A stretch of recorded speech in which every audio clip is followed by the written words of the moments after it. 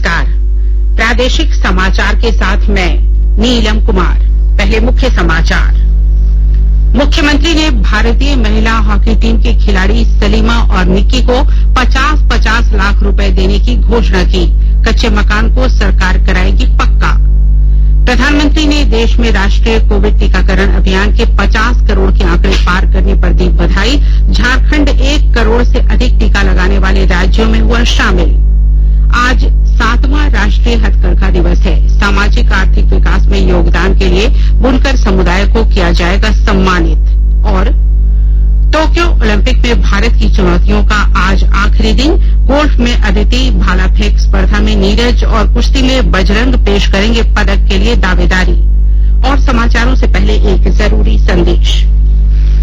देश भर में 18 वर्ष से अधिक आयु के सभी लोगों के लिए सरकारी केंद्रों में निःशुल्क टीकाकरण अभियान चलाया जा रहा है। हमारे युवा श्रोताओं से अपील है कि वे कोविड रोधी टीका जरूर लगवाएं और दूसरों को भी इसके लिए प्रेरित और सहयोग करें। कोरोना महामारी के प्रति आप कोई भी लापरवाही न बरतें, क्योंकि कोरोना अब भी हमारे लिए बड़ा खतरा बना हुआ है। जब तक आवश्यक न हो घर से बाहर न निकलें और इन आसान उपायों का पालन करें। मास्क लगाएं, 2 गज की सुरक्षित दूरी बनाए रखें, बार बार हाथ धोएं और चेहरा साफ रखें।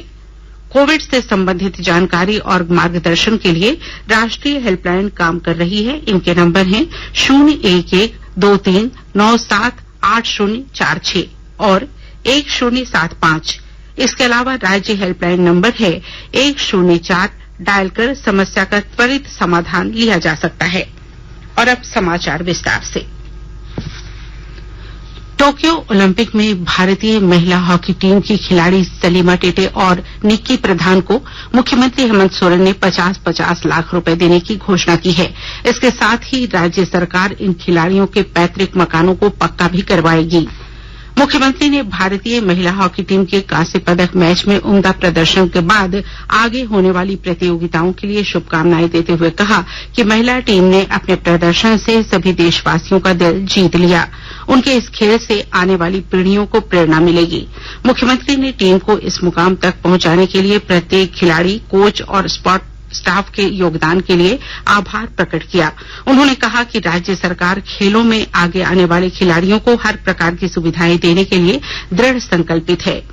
झारखंड सरकार ने ओलंपिक शुरू होने से पहले ही घोषणा कर दी थी कि राज्य के खिलाड़ियों के स्वर्ण पदक जीतने पर 2 करोड़, रजत जीतने पर 1 करोड़ और कांस्य जीतने पर 50 लाख रुपए दिए जाएंगे। भारतीय महिला हॉकी टीम के सेमीफाइनल में पहुंचने पर इतिहास रच दिया और अपने जज्बे से साबित कर दिया कि वह दुनिया की बेहतर से बेहतर टीम को टक्कर देने का जज्बा रखती हैं।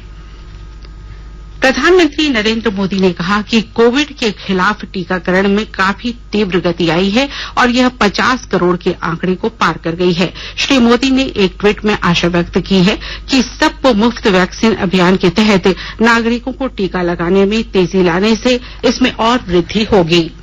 भारत ने 50 करोड़ से अधिक कोविड रोधी टीका लगाकर महत्वपूर्ण उपलब्धि हासिल कर ली है। देश में अब तक 50 करोड़ 3,48,866 टीके लगाए जा चुके हैं। स्वास्थ्य मंत्रालय ने बताया है कि कल 18 से 44 आयु वर्ग के 22,93,000 से अधिक लोगों को पहला टीका और 4,32,000 लोगों को दूसरा टीका लगाया गया। आंध्र प्रदेश, असम, छत्तीसगढ़, दिल्ली, हरियाणा, झारखंड, केरल, तेलंगाना, हिमाचल प्रदेश, उड़ीसा, पंजाब, उत्तराखंड और पश्चिम बंगाल में 18 से 44 आयु वर्ग के 10 लाख से अधिक लाभार्थियों को कोरोना से बचाव का पहला टीका लगा दिया गया है। राज्य में कोरोना संक्रमण की रफ्तार में गिरावट दर्ज की गई है। पिछले 24 घंटे में कोरोना के 28 मरीज स्वस्थ हुए, जबकि 32 नए मरीजों की पुष्टि हुई। वहीं कल एक व्यक्ति की मौत भी हो गई। फिलहाल प्रदेश में सक्रिय मामलों की संख्या 226 है और कोरोना से स्वस्थ होने की दर 98.45% है। राज्य के 14 जिलों में कल कोरोना के एक भी नए मामले नहीं मिले हैं। इधर राज्य में कोविड टीकाकरण के तहत अब तक 1,08,138 लोगों को कोविड के टीके लगाए जा चुके हैं। पिछले 24 घंटे में 58,129 लोगों को टीके की पहली डोज दी गई है। वहीं 18,471 लोगों ने कोविड टीके की दूसरी डोज ली। झारखंड के औद्योगिक विकास एवं निर्यात को बढ़ावा देने के लिए प्रधानमंत्री नरेंद्र मोदी के साथ शुक्रवार को आहूत वर्चुअल बैठक में federation of Jharkhand chamber of commerce and industries के पदाधिकारी शामिल हुए। इस संबोधन का उद्देश्य वैश्विक व्यापार में भारत के निर्यात के हिस्से को बढ़ाने पर ध्यान केंद्रित करना था। साथ ही देश की निर्यात क्षमता का विस्तार करने और वैश्विक मांग को पूरा करने के लिए स्थानीय क्षमताओं का उपयोग करने के वास्ते सभी संबंधित पक्षों को प्रोत्साहित करना रहा। बैठक के दौरान यह बताया गया कि देश का निर्यात जुलाई में 47.19% से बढ़कर 35.17 अरब डॉलर रहा। निर्यात में वृद्धि का मुख्य कारण पेट्रोलियम, इंजीनियरिंग और रत्न आभूषणों के निर्यात में मजबूत वृद्धि है। मंत्रालय ने चालू वित्त वर्ष के लिए 400 अरब डॉलर के निर्यात का लक्ष्य रखा है। भारतीय रिजर्व बैंक की मौद्रिक नीति समिति ने बैंक की प्रमुख ब्याज दर में कोई बदलाव नहीं किया है। बैंकों को उधार देने की रेपो दर 4% ही बनी रही। अन्य प्रमुख ब्याज दरों रिवर्स रेपो दर, बैंक दर, एमएसएफ और एसएलआर में भी कोई परिवर्तन नहीं किया गया है। रिजर्व बैंक के गवर्नर शक्तिकांत दास ने एक वक्तव्य में कहा है कि बैंक ने वित्तीय वर्ष 2022 में सकल घरेलू उत्पाद दर 9.5% और वर्ष 2021-22 में उपभोक्ता सूचकांक पर आधारित मुद्रास्फीति की दर 5.7% रहने के अनुमान को बरकरार रखा है। केंद्र सरकार कोविड महामारी के दौरान लोगों की सुविधा के लिए बनाई गई राष्ट्रीय स्तर की हेल्पलाइन नंबर के बारे में लोगों को जागरूक कर रही है। सूचना और प्रसारण मंत्रालय अपने विभिन्न विभागों के माध्यम से इन हेल्पलाइन के बारे में जागरूकता बढ़ा रहा है। विभिन्न हेल्पलाइन नंबर इस प्रकार हैं। कोविड संबंधी सवालों के जवाब देने के लिए स्वास्थ्य और परिवार कल्याण मंत्रालय की हेल्पलाइन है 1075। राज्य हेल्पलाइन नंबर है 104। महिला और बाल विकास मंत्रालय की चाइल्ड हेल्पलाइन है 1098। वरिष्ठ नागरिकों के लिए सामाजिक न्याय और अधिकारिता मंत्रालय की हेल्पलाइन है 14567। मनोवैज्ञानिक सहायता के लिए राष्ट्रीय मानसिक स्वास्थ्य और तंत्रिका विज्ञान संस्थान निम्हांस का नंबर है 0804611007। आयुष कोविड परामर्श हेल्पलाइन नंबर है 14443 और MyGov WhatsApp help desk number है 9013151515। आकाशवाणी के ताजा तरीन समाचारों के लिए आप हमारी वेबसाइट newsonair.com पर लॉग ऑन कर सकते हैं। ताजा समाचार Twitter handle @AIR news alerts और Facebook page All India Radio news पर भी उपलब्ध है। आप प्रादेशिक समाचार एकांश के ट्विटर हैंडल @AIR न्यूज _रांची और फेसबुक, इंस्टाग्राम पेज तथा YouTube channel AIR news Ranchi पर भी हमारी बुलेटिन सुन सकते हैं। प्रादेशिक समाचार आप आकाशवाणी रांची से सुन रहे हैं और अब पेश है कोरोना से बचाव के कुछ संदेश। चलो मिलकर एक शुरुआत करें, चलो एक फैसला आज करें, मास्क नहीं तो टोकेंगे, कोरोना को रोकेंगे। चलो एक वादा करते हैं, चलो कुछ वादा करते हैं, मास्क नहीं तो टोकेंगे, कोरोना को रोकेंगे। भारत सरकार द्वारा जनहित में जारी।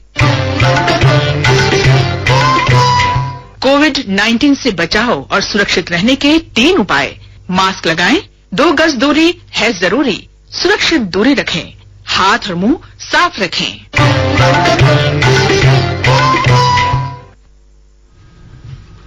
कपड़ा मंत्रालय आज 7वां राष्ट्रीय हथकरघा दिवस मना रहा है। इस अवसर पर देश के सामाजिक आर्थिक विकास में योगदान के लिए बुनकर समुदाय को सम्मानित किया जाएगा। हथकरघा क्षेत्र सीधे तौर पर महिलाओं का सशक्तिकरण करता है। 70% से अधिक महिलाएं हथकरघा और इससे जुड़े कार्यों में लगी हैं। कपड़ा मंत्रालय 3 राज्य सरकारों के साथ मिलकर हथकरघा शिल्प ग्राम स्थापित कर रहा है। ये शिल्प ग्राम केरल में तिरुवनंतपुरम के कोवलम, असम में गोलाघाट के मोहपाड़ा और श्रीनगर में बड़गांव के कनिहामा में स्थापित किए जा रहे हैं। इसका उद्देश्य स्वदेशी तथा अंतर्राष्ट्रीय पर्यटकों को आकर्षित करना और क्षेत्र के प्रसिद्ध हथकरघा तथा हस्तशिल्प उत्पादों को बढ़ावा देना है। स्वाधीनता की 75वीं वर्षगांठ पर प्रधानमंत्री नरेंद्र मोदी ने लोगों से आग्रह किया था कि वे भारतीय हथकरघा उत्पादों को खरीदें। जेईई मेंस के तीसरे संस्करण का परिणाम कल देर रात घोषित किया गया। झारखंड के उज्जवल आनंद ने 99.99% अंक लाकर राज्य भर में पहला स्थान हासिल किया। पूरे देश में 17 परीक्षार्थियों ने 100% हासिल किए हैं। इस बार 7 लाख छात्रों ने परीक्षा दी थी। खूंटी जिले के उपायुक्त ने प्रधानमंत्री किसान योजना की समीक्षा करते हुए आगामी बुधवार को केसीसी दिवस के रूप में मनाने का निर्देश दिया है। इस अवसर पर सभी किसानों के लंबित आवेदनों का निष्पादन करने का भी निर्देश दिया गया। विस्तृत रिपोर्ट के साथ हमारी खूंटी संवाददाता। खूंटी उपायुक्त शशि रंजन की अध्यक्षता में आयोजित बैठक में विभिन्न विभागों कृषि, मत्स्य, उद्यान एवं पशुपालन की समीक्षा की गई। उपायुक्त ने पीएम किसान योजना की समीक्षा करते हुए कहा कि जिले के सभी निबंधित किसानों को केसीसी से आच्छादित करना सुनिश्चित करें। उन्होंने निर्देशित किया कि आगामी बुधवार को केसीसी सुधार दिवस के रूप में सभी योग्य आवेदकों के आवेदन का निष्पादन जल्द से जल्द किया जाए। बैंकों से त्रुटिकरण निराकरण हेतु वापस किए गए आवेदनों का जल्द से जल्द त्रुटि निराकरण करते हुए केसीसी ऋण स्वीकृति हेतु बैंकों को उपलब्ध कराना होगा। साथ ही बैंकों के साथ VLW को टैग किया जाएगा। ज्योत्सना शिवा, आकाशवाणी समाचार, खूंटी। टोक्यो ओलंपिक में आज का दिन भारतीय खिलाड़ियों के लिए चुनौती का अंतिम दिन है। कल ओलंपिक का समापन होना है और कुछ खेलों के फाइनल मुकाबले भी खेले जाएंगे, लेकिन भारत उन मुकाबलों में हिस्सा नहीं लेगा। भारत के पास आज अपने पदकों की संख्या में 3 और पदक जोड़ने का सुनहरा मौका है। गोल्फ में अदिति अशोक और दीक्षा डागर महिलाओं के व्यक्तिगत स्ट्रोक प्ले में अपनी चुनौती पेश कर रही हैं। अदिति अपना दूसरा ओलंपिक खेल रही हैं और अब तक के प्रदर्शन के अनुसार पदक की दावेदार बनी हुई हैं। हालांकि दीक्षा डागर चौथे और अंतिम दौर में पिछड़ रही हैं। इस दौर के बाद इस स्पर्धा के पदक का फैसला होगा। आज ही भारतीय खिलाड़ी एथलेटिक्स और कुश्ती में भी अपनी चुनौती पेश करेंगे। भारत के भाला फेंक खिलाड़ी नीरज चोपड़ा अपनी स्पर्धा के फाइनल मुकाबले में पदक के लिए अपनी दावेदारी पेश करेंगे। नीरज क्वालिफिकेशन राउंड में अपने पहले ही प्रयास में 86.65 मीटर की दूरी तक भाला फेंक कर शीर्ष पर रहे थे। कुश्ती में 65 किलोग्राम वर्ग में बजरंग पूनिया आज कांस्य पदक के लिए खेलेंगे। कल खेले गए सेमीफाइनल में बजरंग पुनिया को अजरबैजान के हाजी अलीयेव से हार का सामना करना पड़ा था। और अब संक्षिप्त खबरें। गोड्डा जिले में वज्रपात से 5 व्यक्तियों की मौत हो गई है और 4 से अधिक लोग घायल हुए हैं। सभी घायलों का गोड्डा सदर अस्पताल में इलाज चल रहा है। गोड्डा विधायक अमित मंडल ने मृतकों को सहायता राशि देने का आश्वासन दिया है। गिरिडीह जिले में परसन थाना क्षेत्र अंतर्गत 2 बच्चियों की पानी में डूबने से मौत हो गई। पुलिस ने बताया कि दोनों बच्चियां घर के बाहर खेलने के दौरान गड्ढे में गिरने से डूब गई थीं। धनबाद जिले में 12वीं में फेल छात्राओं ने 20 सूत्री बैठक के दौरान स्वास्थ्य मंत्री के सामने प्रदर्शन किया। उग्र प्रदर्शन के बाद प्रशासन ने बलपूर्वक छात्राओं को हटाया। पाकुड़ जिले में अखिल भारतीय विद्यार्थी परिषद के सैकड़ों कार्यकर्ताओं ने 12वीं परीक्षा परिणाम में हुई गड़बड़ी के खिलाफ जिला शिक्षा पदाधिकारी घेराव किया और राज्य शिक्षा मंत्री का पुतला दहन किया। और अब अखबारों की सुर्खियां। राज्य से प्रकाशित होने वाले लगभग सभी अखबारों ने भारतीय महिला हॉकी टीम के कांस्य पदक मैच हारने और भारत के सर्वोच्च खेल सम्मान का नाम मेजर ध्यानचंद खेल रत्न के नाम पर रखने की खबर को प्रमुखता से प्रकाशित किया है। हिन्दुस्तान ने सुप्रीम कोर्ट की टिप्पणी जजों की धमकी की शिकायत सीबीआई आईबी नहीं सुनते की खबर को पहली सुर्खी बनाई है। प्रभात खबर ने महिला हॉकी खिलाड़ी सलीमा टेटे और निक्की प्रधान को 50-50 लाख रुपए देगी सरकार की खबर को प्रमुखता से छापा है। दैनिक भास्कर ने जेईई मेंस के तीसरे संस्करण के नतीजे जारी, उज्जवल आनंद झारखंड टॉपर की खबर को पहले पन्ने पर जगह दी है। दैनिक जागरण ने जैक अध्यक्ष के बयान 10वीं और 12वीं के फेल विद्यार्थियों को पास करना संभव नहीं की खबर को प्रमुखता से प्रकाशित किया है। द टाइम्स ऑफ इंडिया और हिंदुस्तान टाइम्स ने भारत और चीन की सेना ने सीमा पर लद्दाख के गोगरा इलाके से सैनिकों को पीछे हटाने की खबर को पहली सुर्खी बनाई है। और अब अंत में मुख्य समाचार एक बार फिर। मुख्यमंत्री ने भारतीय महिला हॉकी टीम के खिलाड़ी सलीमा और निक्की को 50-50 लाख रुपए देने की घोषणा की। कच्चे मकान को सरकार कराएगी पक्का। प्रधानमंत्री ने देश में राष्ट्रीय कोविड टीकाकरण अभियान के 50 करोड़ के आंकड़े पार करने पर दी बधाई। झारखंड 1 करोड़ से अधिक टीका लगाने वाले राज्यों में हुआ शामिल। आज 7वां राष्ट्रीय हथकरघा दिवस है। सामाजिक आर्थिक विकास में योगदान के लिए बुनकर समुदाय को किया जाएगा सम्मानित। और टोक्यो ओलंपिक में भारत की चुनौतियों का आज आखिरी दिन। गोल्फ में अदिति, भाला फेंक स्पर्धा में नीरज और कुश्ती में बजरंग पेश करेंगे पदक के लिए दावेदारी। इसके साथ ही आकाशवाणी रांची से प्रादेशिक समाचार का ये बुलेटिन समाप्त हुआ। नमस्कार। घर में रहिए, सुरक्षित रहिए और सुनते रहिए आकाशवाणी।